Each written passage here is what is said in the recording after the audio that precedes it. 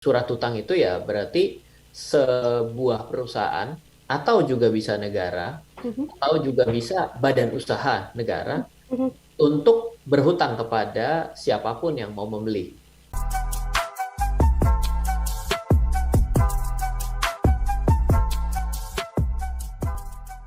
Mas Ryan, boleh dong cerita kepada kami, jelaskan gitu kan, obligasi ini sebenarnya apa sih gitu. Silakan. Ya, jadi kalau kita pergi ya ke namanya pasar modal, sebenarnya pilihan dalam berinvestasi itu dikasih dua hal aja. Mhm, Yang pertama itu adalah jadilah bagian daripada pemilik perusahaan, yaitu disebut sebagai pemegang saham. mhm. Itu tentunya ya seperti yang kita lakukan dengan membeli saham apapun yang hari ini perdagangan di Bursa Efek Indonesia. Yes. Tapi ada produk kedua. Nah, produk kedua ini adalah sifatnya adalah surat hutang. Di mana surat hutang itu ya berarti sebuah perusahaan atau juga bisa negara Mhm, atau juga bisa badan usaha negara mhm, untuk berhutang kepada siapapun yang mau membeli mhm. surat hutangnya. Artinya beli surat hutang artinya dia terima pembayaran bunganya ya dan pengembaliannya kalau mampu balikin, ya kan? Hmm, Nah, kalau saya bilang mampu balikin, orang bilang wah ini nggak ada resikonya. Kenapa saya bilang kalau? Ya karena ada juga kejadian hutang tidak bisa dibayar kan seperti yes. itu. Nah, jadi kalau ditanyakan begini ya, saya mau bilang em, yang lebih aman yang mana? Nah, kalau kita lihat dari aspek hukum, maka yang namanya hutang itu harus dibayar. Hmm, Jadi kalau misalnya nih kita bicara hal yang jelek dulu ya di awal ya, yaitu ketika ada sebuah perusahaan itu dia menerbitkan saham, hmm, lalu juga menerbitkan surat hutang atau obligasi, dan ketika perusahaan ini kenapa-napa dan ternyata harus dibangkrutkan, maka sebenarnya yang namanya hutang harus diprioritaskan untuk dikembalikan terlebih dahulu.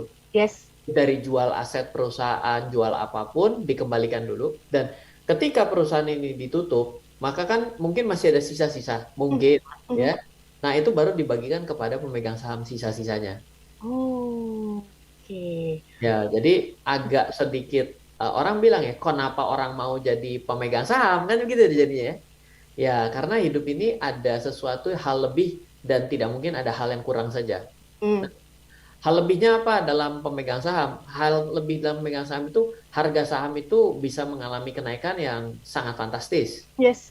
Ya banyak cerita lah, bisa kaya sambil tidur katanya. Ya sebenarnya kaya sambil tidur ya karena sahamnya disimpan lama-lama dan naik. Mhm, Tapi kalau orang yang pegang surat hutang dan surat hutangnya lancar dibayar, itu benar-benar kaya sambil tidur pada hari itu juga. Beda mhm. loh.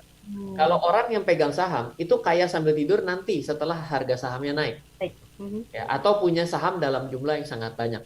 mhm. Tapi ketika kita pegang surat hutang, maka ya benar-benar pada saat itu dia dibayar dalam keadaan dia tidur. Yes. Kenapa? Walaupun tuh perusahaannya lagi bengek ya, susah ngapa-ngapain, ya yang pemegang surat hutang dengan gampang. Mana janji bunga saya? Hmm. Harus diprioritaskan. Tapi ketika perusahaan sedang bengek, lagi susah, pemegang saham nggak dapat apa-apa. Pembagian keuntungan perusahaan kan nggak ada untung namanya juga lagi susah. Nggak ada dividen ya, jadi kan ya. Betul. Dan juga satu lagi ya, kalau lagi tidak bagus biasanya harga sahamnya Nah, turun. ya. Oke kan. Yang lucu perusahaan susah, harga sahamnya naik. Karena hidup ini kadang-kadang suka banyak yang nggak masuk akal. Oke, berarti orang-orang pemegang obligasi atau surat utang ini, Mas Ryan, akan menjadi prioritas ya ketika mungkin perusahaan tersebut kolaps atau nggak bisa lagi untuk melanjutkan eh, perusahaannya.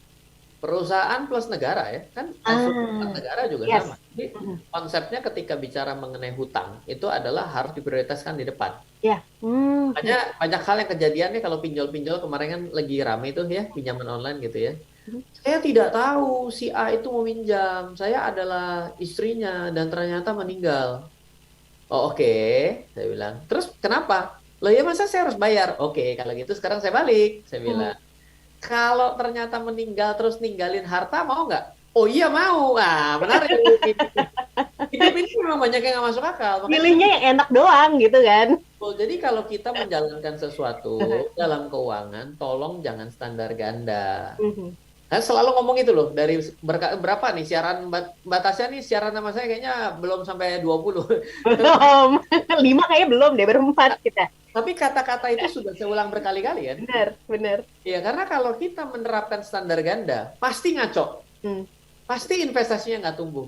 Mhm. Pasti uangnya bukan tambah, tapi malahan banyak kurang.